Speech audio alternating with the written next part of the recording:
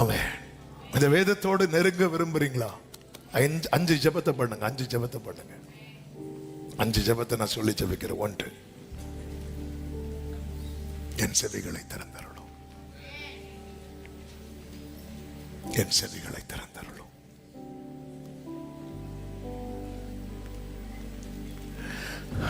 நமக்கு தெரியும் ஸ்தேவான் ஆவியில நிறைந்து பேசுவார்.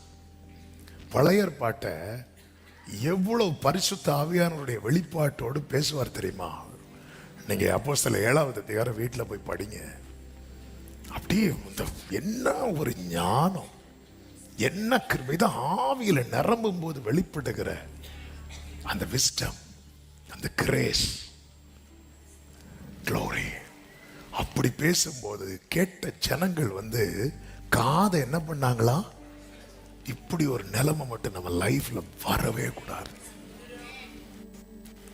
அதனாலதான் ஆண்டவரே என் செவிகளை திறந்தருளும்.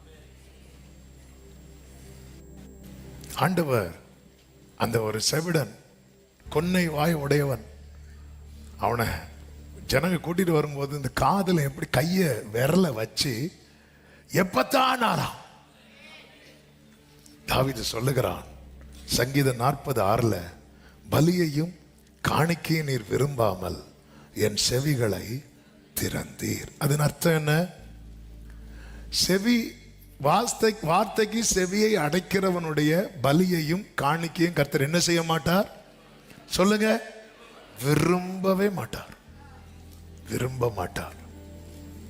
வசனத்தை கேட்க மாட்டேன், ஆனா ஃபுல்லா நான் வர்ஷிப் பண்ணிட்டே இருப்பேன்னா விரும்பவே மாட்டார்.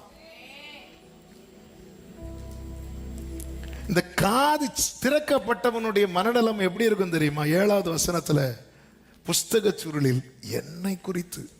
அப்ப வசனம் கேட்க செவியை திறக்கிறதுனா என்ன தெரியுமா? இன்னைக்கு என்கிட்ட என்னை பத்தி எனக்கு என்ன சொல்ல போறார் இந்த மனநிலைமையில. இன்னைக்கு என்ன, இன்னைக்கு செய்தி, இன்னைக்கு தொபியா இன்னைக்கு என்ன செய்தி, இன்னைக்கு நெகேமியா, இன்னைக்கு எனக்கு தான். இன்னைக்கு செய்தி என்ன? இன்னைக்கு அவங்க இருந்திருந்தா நல்லா இருந்திருக்கும். யாரு? ஆண்டவரா? என்னை குறித்து எழுதி இருக்கிறது, என்னை குறித்து எழுதி இருக்கிறது. செவியை திறந்தவர்கள் பெந்தேகோஸ்தே நாள்ல ஆவியானவர் இறங்குகிறார். கேட்கிறவங்க செவியை திறக்கிறார். ரட்சிக்கப்பட நாங்க என்ன பண்ணணும் அப்படி கேட்கிறாங்க. இவங்க என்ன செய்யறாங்கன்னா, இயேசு வாழ்ந்து மரித்த காரியத்தை சொல்லும் போது நான் என்ன பண்ணணும் அப்படி கேட்கிறாங்க. இதான் செவியை திறக்கிறது. ஒரு செய்தி கேட்கும் போது ஆண்டவர் நான் என்ன பண்ணணும், நான் பைபிள் படிக்கும் போது ஆண்டவர் நான் என்ன பண்ணணும் அப்படிங்கிற ஒரு மனநிலைமே வரலன்னா நம்ம செவிகள் அடைக்கப்பட்டிருக்கிறது என்று அர்த்தம். செவியை திறந்தருளும் ஆண்டவரே. ஏசாயா 29:17-18 சொல்லப்பட்டிருக்கிறது, கொஞ்ச காலத்தில் லீபனோன் செழிப்பான வயல்வெளியாய் மாறும். அப்படி மாறும்போது என்ன ஆகுமாம்? அக்காலத்தில் செவிடர் புஸ்தகத்தின் வசனங்களை கேட்பார்கள். நம்ம வசனம் கேட்க ஆரம்பிச்சிட்டோம் வைங்கள, 29:20 சொல்லப்பட்டிருக்கிறது, கொடியவன் அற்று போயிருவான். நமக்குள்ள அந்த மோசமான கேரக்டர் இருக்கும் பாருங்க. நான் ஸ்பிரிச்சுவல் பார்வையில சொல்றேன். இந்த சேவி எனக்கு என்கிட்ட தான் பேசுறார். இந்த மனநிலையில வசனத்தை கேட்க பழகிட்டோம்னா, வசனத்தை படிக்க பழகிட்டோம்னா, நமக்குள்ள இருக்கிற அந்த மோசமான உங்ககிட்ட இருக்கிறதுல மோசமான கேரக்டர் என்ன சொல்ல வேண்டாம். உங்களுக்கு தெரியும்ல, இந்த கேரக்டர் என்கிட்ட ஃபர்ஸ்ட். ஆமே. சில சொல்லுவாங்க பாருங்க, என் புருஷன் குடிக்கலைன்னா தங்கம், குடிச்சா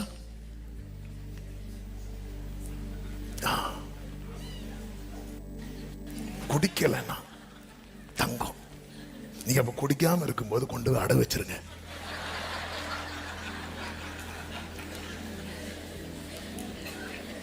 நம்ம எல்லாரும் தேவன் மனிதனை எப்படி படைத்தார்? செம்மையானவனாகவே படைத்தார். யாரையும் தீமையானவனா படைக்கல. ஆனா அந்த கொடியவன் இருக்கான் பாருங்க, தொபியான்னு யாரும் பேர் வைக்கல. தொபியா உள்ள நிறைய தட்டு முட்டுகளை வச்சுட்டு உள்ள வச்சுட்டே இருக்கிறான். இந்த வசனத்தை கேட்க பழகிட்டோம்னா இந்த கொடியவன் அற்று போயிடுவான், அற்று போயிடுவான். ஆமா, எனக்கு என்னுடைய கேரக்டர் சேஞ்ச் ஆகணும்னு நான் விரும்புறேன்னு சொல்றவங்க மட்டும் ஆமேன்னு சொல்லுங்க. எதுக்கு ஆமேன்னு சொன்னீங்க? ஆமா, கேரக்டர் நமக்கு தெரியுங்க, நமக்கு தெரியும். ஆமே, எப்படிங்க இருக்கிறோம், எப்படிங்க இருக்கும்? கோபத்துல சில கோபத்துல வீட்டில் உள்ள பொருளை உடைச்சிட்டு லோன் போட்டு பொருளை வாங்கி வீட்டில் வைப்பாங்க. இதுல தேவையா? அந்த மோசமான கேரக்டர், அந்த கொடியவன்லாம் அற்று போகணும். இந்த கொடியவன் ஒருத்தங்களுக்குள்ளே இருக்கிற அந்த கொடியவன் அற்று போயிட்டான்னா அந்த குடும்பம் ரட்சிக்கப்படும். அந்த கொடியவன் அற்று போகாம நீங்க தலைகீழா நின்று பாஸ்டிங் இருந்தாலும் குடும்பம் தூரமாக தான் போகும், பிள்ளைங்களை கொண்டு வர முடியாது. ஆமே, இந்த கொடியவன் அற்று போகணும். இந்த வசனம் உள்ள போகணும். வசனம் உள்ள போயிட்டுனா அது வேலையை பார்த்துரும். ஆமே, ஆண்டவரை மேல இருந்து தள்ளிவிட பார்த்த சாத்தான வசனத்தை வச்சு அப்புறப்படுத்தினார். ஆண்டவர் கட்டுத்தாரார். உனக்குள்ள வசனம் இருந்துச்சுன்னா சாத்தான் என்ன கொண்டு வந்தாலும் உனக்குள்ளிருந்து வசனம் புறப்பட்டு அவன் அடிச்சு. ஆமே, செவியை திறந்தருள். 2, இருதயத்தை திறந்தருள். என் இருதயத்தை திறந்தருளும். எதுக்கு தெரியுமா? விசுவாசித்து ஏற்றுக்கொள்ளுகிற நிலைமை. இருதயத்தை திறந்தருளும்னா விசுவாசித்து அதை அப்படியே ஏற்றுக்கொள்ளணும். எஸ், கரெக்ட் தான். சொல்லுங்க, இந்த வேர்டை சொல்லுங்க. கரெக்ட் தான் சொல்லுங்க. அவர் என்ன சொன்னாலும் கரெக்ட் தான். ஆமே, கரெக்ட் தான்ப்பா, கரெக்ட் தான். அவர் என்ன சொல்ல கரெக்ட் தான் இப்படி சொல்லிடணும் அவர்கிட்ட. இதுக்கு என் இருதயத்தை திறந்தருளும்.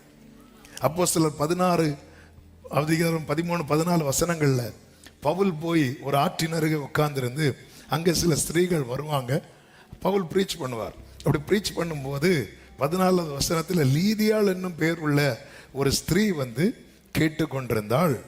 பவுல் சொல்லியவைகளை கவனிக்கும்படி கர்த்தர் அவள் இருதயத்தை. அப்போ தேவன் இருதயத்தை என்ன செய்வாராம்? அவ கேட்டுட்டே இருக்கிறான். அவ திறந்ததும் 15வது வசனத்தை பாருங்கள்.